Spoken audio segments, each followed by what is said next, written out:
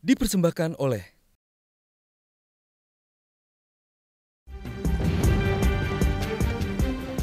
Terima kasih Anda masih menyaksikan Metro Siang. Kali ini bersama saya Febrian Ahmad. Pemirsa, pada hari ini sejumlah sekolah di wilayah yang menerapkan PPKM level 1 hingga 3 mulai kembali menggelar pembelajaran tatap muka atau PTM dengan protokol kesehatan dan regulasi yang cukup ketat. Pembelajaran tatap muka diharapkan bisa menjadi angin segar bagi dunia pendidikan yang sudah lebih dari 1,5 tahun belajar secara daring. Sebenarnya apa saja yang menjadi dasar dari tatap muka dan juga bagaimana mekanismenya, kita akan bahas kali ini.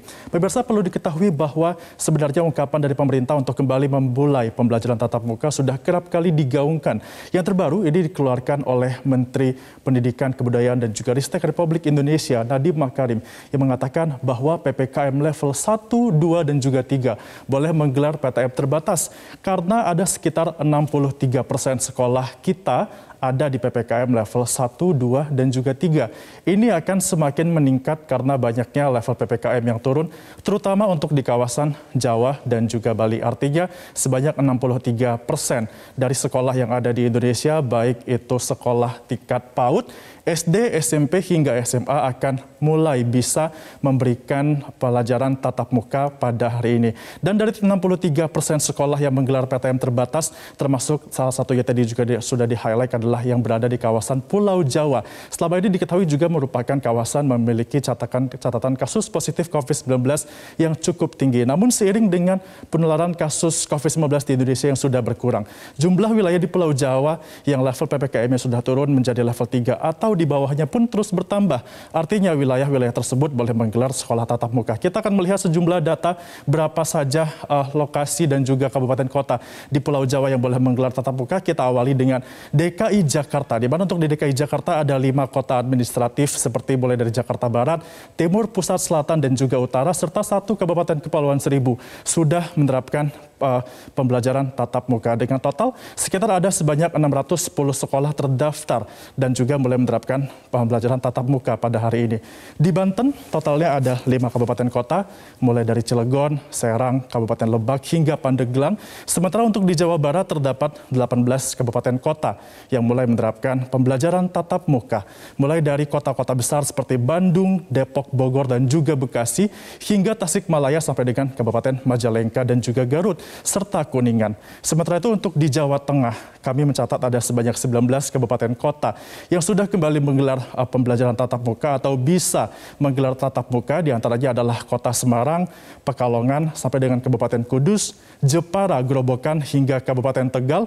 Dan yang terakhir adalah Jawa Timur, di mana untuk Jawa Timur ini tercatat ada sebanyak 20 kabupaten kota yang mulai atau diperbolehkan untuk menerapkan PTM atau pembelajaran tatap muka, seperti kota di Surabaya, Pasuruan, sampai dengan Mojokerto. Namun perlu diketahui pemirsa bahwa sekolah-sekolah yang berada di kawasan PPKM level 1 sampai dengan 3 tidak serta-merta bisa langsung menggelar pembelajaran tatap muka. Ada sejumlah syarat yang harus dipenuhi dari setiap sekolah sehingga mereka diperbolehkan untuk menggelar tatap muka.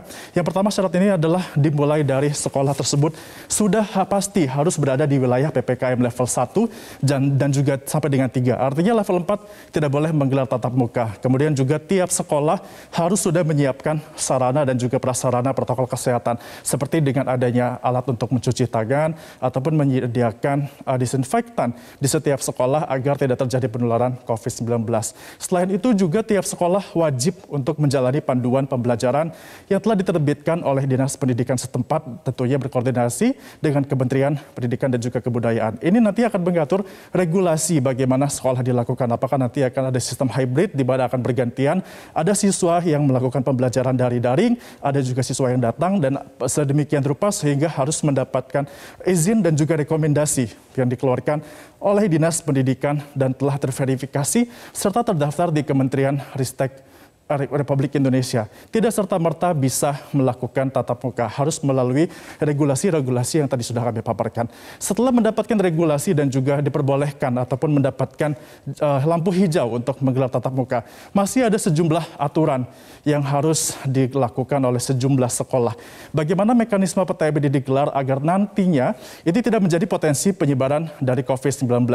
Adapun aturan-aturan ini diantaranya adalah mulai dari kapasitas sekolah ataupun tiap kelas yang maksimal hanya 50% saja atau setidaknya 18 orang per kelas.